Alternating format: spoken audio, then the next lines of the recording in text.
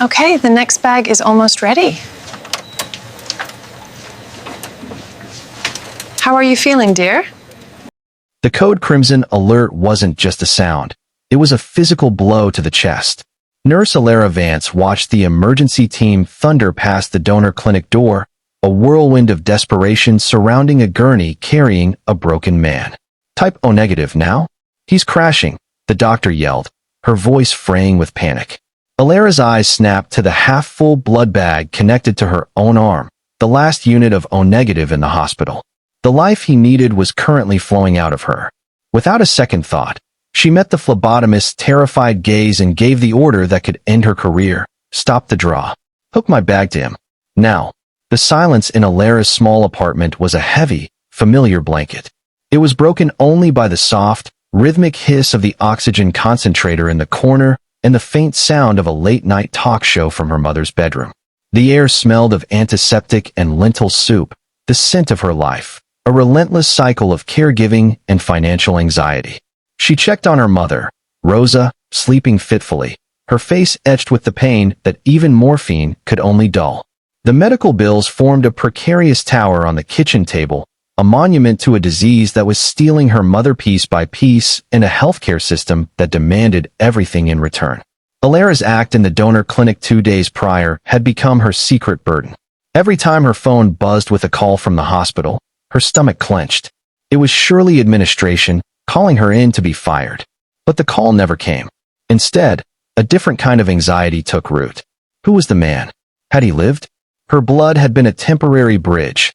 Had the rest of the medical team managed to get him across?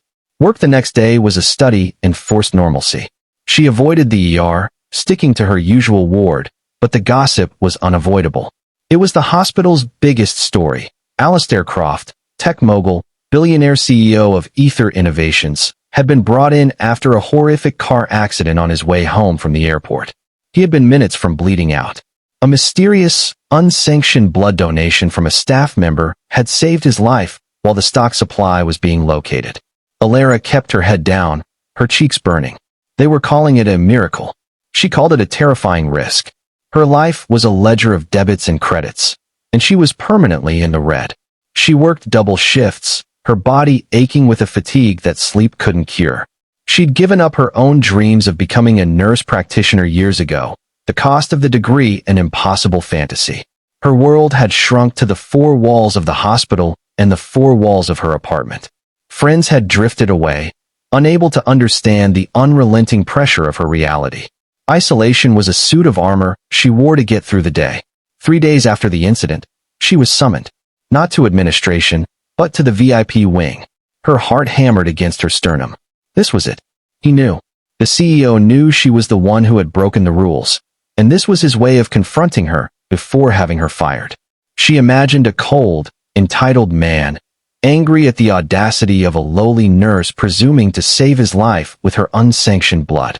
She walked into the private room, a spacious suite that looked more like a luxury hotel than a hospital.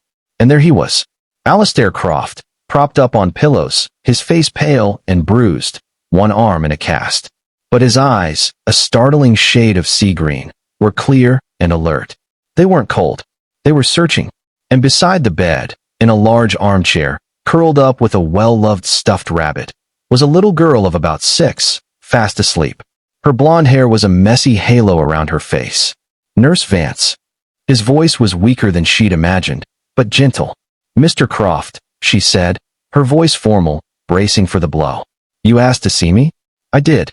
He gestured to the chair opposite his sleeping daughter. Please sit. She perched on the edge, her back rigid. They told me what happened, he began. They told me a nurse in the donor clinic gave her own blood directly when there was a delay. They said she didn't hesitate. Elara looked down at her hands, clenched in her lap. The protocols. I understand it was highly irregular. I'm prepared to accept the consequences. To her astonishment, he gave a soft, pained laugh. Consequences? For saving my life. He shook his head slowly. The only consequence I'm interested in is thanking you. My daughter, Chloe, she lost her mother to cancer 2 years ago. If I had died on that table, his voice cracked, and he looked over at the sleeping child, his expression one of such raw, unguarded love that it stole the air from Elara's lungs. You didn't just save me. You saved her from being utterly alone in the world. Tears welled in Elara's eyes, blurring her vision. She saw not a powerful CEO, but a widower, a father clinging to the only family he had left. Her secret burden suddenly felt lighter, shared. I have resources, Nurse Vance. Anything you need. Anything at all. Name it. It's yours. The offer hung in the sterile air. A lifeline thrown from his world of unimaginable wealth into her world of struggle.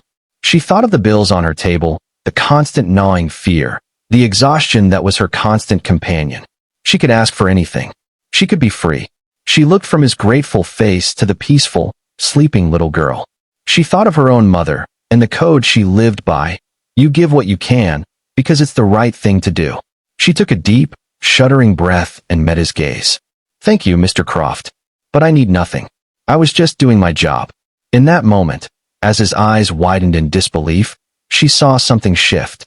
Her act of kindness had been given freely, with no expectation of return, and that made it more valuable than any check he could ever write. The kindness, however, had been set in motion, and it had a momentum of its own. Alistair Croft was a man who solved problems for a living, and he had now identified a new one, the quiet, desperate struggle of the woman who had saved him. He didn't write a check. He did something far more profound. He listened. During his recovery, he asked Elara about her life, her dreams, her mother. He shared stories of his late wife, of his grief, of the terrifying loneliness of single parenthood amidst great wealth. A tentative, unexpected friendship blossomed in that sunlit hospital room, built on a foundation of profound gratitude and mutual respect. One afternoon, as Chloe colored at his bedside, Alistair asked about Elara's mother's illness. Elara spoke of the rare autoimmune disorder, the experimental treatments not covered by insurance, the medical debt that was a crushing weight. The next day, a team of the nation's leading specialists in autoimmune diseases, funded by the Ether Innovations Philanthropic Foundation, arrived to consult on Rosa Vance's case. They weren't there because of a donation. They were there, they said, because her case was of unique research interest. But Elara knew. Weeks turned into months. Alistair recovered. With the new treatment plan, so did Elara's mother. The color returned to Rosa's cheeks, and the fear in her eyes was replaced with hope. The tower of bills was mysteriously paid off by an anonymous donor. Elara could breathe for the first time in a decade. One evening, Alistair found Elara in the hospital garden, finally on a break. The setting sun cast a golden glow over the manicured lawns. You never let me thank you properly, he said, coming to stand beside her. You did, she replied, smiling softly. You gave me my mother back. That's thanks enough for 10 lifetimes. It was the least I could do, but I have a different proposal now. One not born from debt, but from recognition.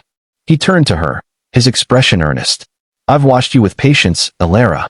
I've seen your compassion, your intelligence, your instinct. You have a gift that goes far beyond what this hospital is allowing you to do. I want to offer you a scholarship. Full tuition for your nurse practitioner degree. A grant to cover your living expenses while you study. Elara stared at him, speechless. It was the dream she had buried so deep, she'd almost forgotten it existed. This isn't charity, he insisted, seeing her hesitation. This is an investment. In you. I want you to finish your degree and then come and head a new initiative I'm founding. A community health program for underserved families, funded by Ether. You'll design it. You'll run it. Because you understand the need better than anyone. Tears streamed down her face freely now, not of exhaustion or fear, but of overwhelming, boundless gratitude. This wasn't a handout, it was a hand up. It was a recognition of her worth, not just as a caregiver, but as a visionary. He had seen not just her struggle, but her potential.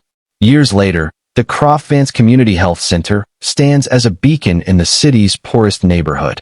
Dr. Elara Vance, DNP, runs it with the same fierce compassion she once reserved for a single patient in a donor chair. She never saw her act of kindness as monumental. It was a simple, human response to another's suffering. But that single act rippled outwards, touching a life that had the means to send the wave crashing back to her shore, lifting her up and enabling her to lift up thousands of others. Alistair and Chloe became her family, the bonds forged in a moment of crisis deepening into unshakable love. On the opening day of the health center, Elara stood between Alistair and a now 10-year-old Chloe, looking out at the crowd of hopeful faces. She thought of the desperate nurse she had been, feeling invisible and defeated. "We never know the full impact of the love we offer," she said to the crowd, her voice strong and clear. "It is a currency that never depletes, a light that grows brighter the more it is shared. My story is not unique because of me or because of Alistair's wealth. It is unique only in its scale. This," she said, gesturing to the beautiful new center, "is what happens when we choose compassion over protocol, when we see a human being instead of a problem, and when we allow ourselves to both give and receive grace. Our shared humanity is our greatest wealth." Moral of the story: a single act of selfless compassion can create an endless ripple, transforming not only the lives of those who receive it, but ultimately returning to reshape your own in ways you never imagined.